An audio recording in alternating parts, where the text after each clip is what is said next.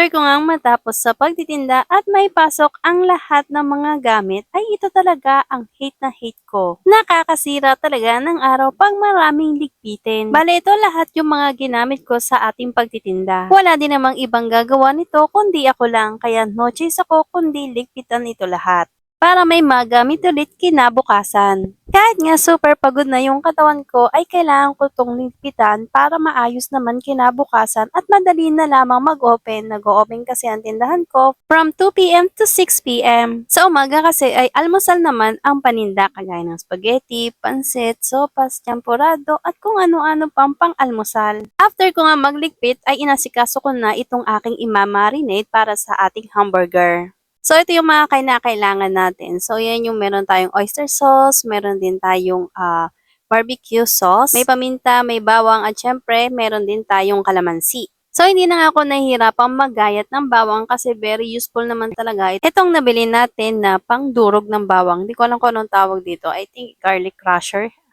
Parang ganon yan. So, di ba, napaka-pino niya. So, ganyan lang siya. At napakadali lang niyang pindutin.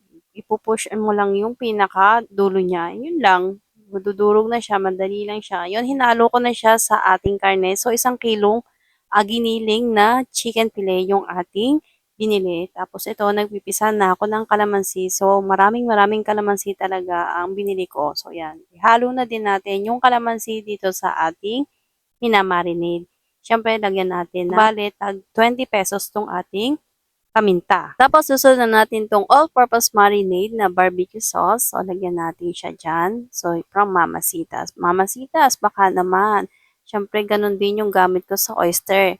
Mamasitas din. Lalo kasing sumasarap yung ating karne, lalo na at minamarinade pag mamasitas yung ating gamit. So, yan, haluin lang nating mabuti para mag-mix lahat ng ingredients. So, yan, hinati ko siya sa dalawa kasi itong lalagay natin sa white top ay pang patties. And then, yung isa naman ay para sa ating shawarma burger. So, sa shawarma burger is hindi na siya pinorm na like patties. So, para siyang giniling na ilalagay na lang sa ating hamburger. So, yan. Kinakailangan nga pala natin ng white onion para sa ating shawarma burger.